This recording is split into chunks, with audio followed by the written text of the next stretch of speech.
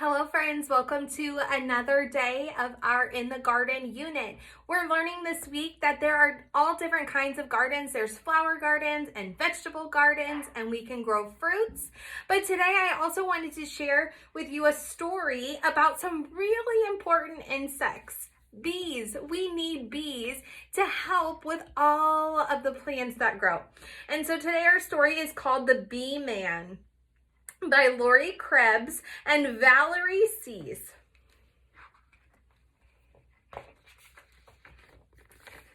Bees. There wouldn't be sunflowers, wouldn't be peas, wouldn't be apples on apple trees if it weren't for fuzzy old, buzzy old bees dusting pollen from off their knees. By Aileen Fisher. The Beeman. Here is my grandpa, who's known in our town as the Beeman. Here is his jacket with zipped up hood that covers his face just the way that it should when he visits his hives as the Beeman. Here are his gloves made of cotton and leather, protecting his hands in all kinds of weather when he tends to his hives as the Beeman. Here is the beehive where all the bees sleep, tucked into a box called a shallow or deep, and then placed on a stand by the Beeman. Here is the smoker that calms down the bees and a hive tool that opens the beehive with ease for a much closer look by the Beeman. Here's the queen bee who does her job well and lays tiny eggs in a six-sided cell. She's the heart of the hive, says the Beeman.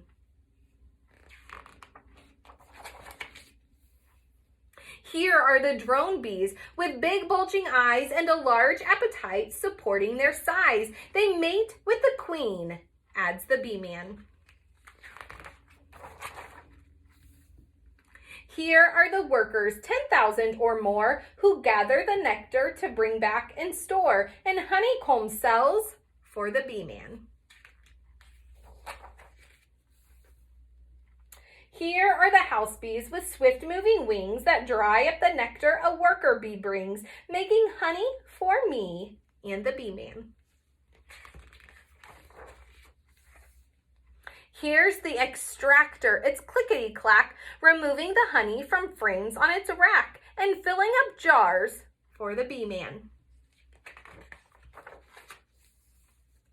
Here's some of the honey returned to the hive. It's food for the bees to help them survive the long winter days near the Beeman.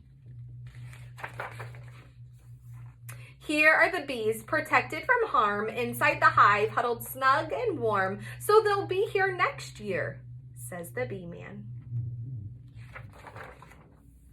Here is the wagon filled up to the brim with bottles of honey collected by him and brought to the house by the Beeman.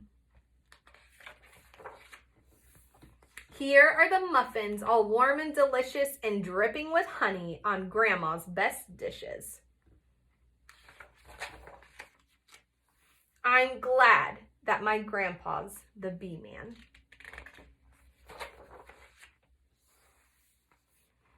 Bees. Bees belong to the insect family. They have 6 legs, 3 body parts, 2 pairs of wings, 2 antennae, and 2 compound eyes that let them see in all directions.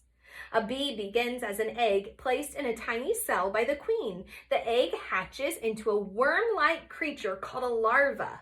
The larva changes to a pupa, and hidden inside the tiny cell, the pupa turns into a bee.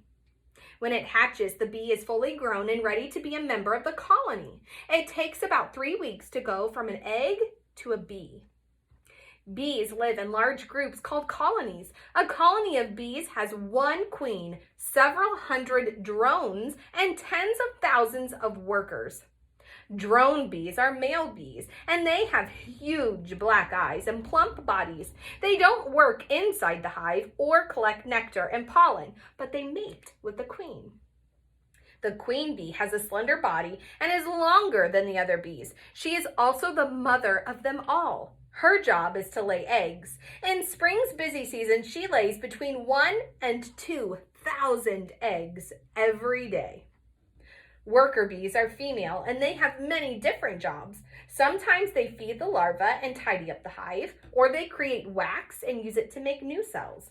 Sometimes they groom the queen and give her a rich protein food called royal jelly, or they protect the hive from enemies by standing guard at the entrance.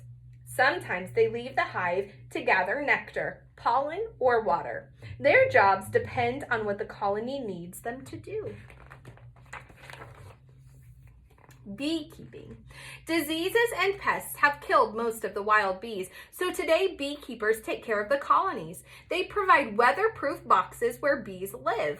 They act as insect doctors and supply medicine to keep the colony healthy. They check the queen to see that she is strong and that new bees are developing.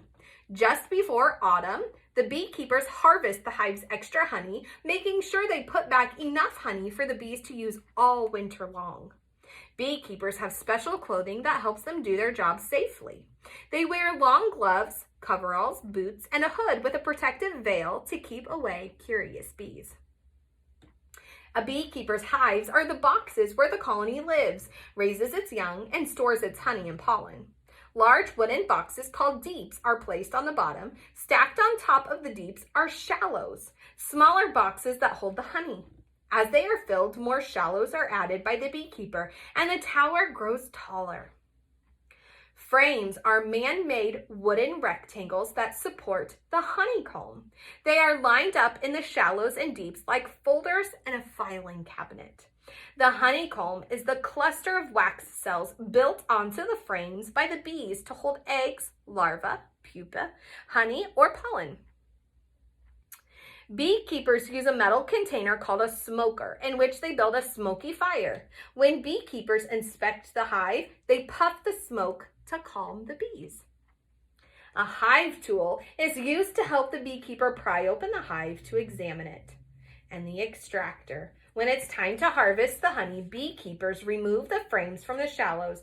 With a hot knife, they cut away the wax from the cells and place the frames inside a large bin called an extractor. It spins and honey splashes against the walls, collecting at the bottom of the bin.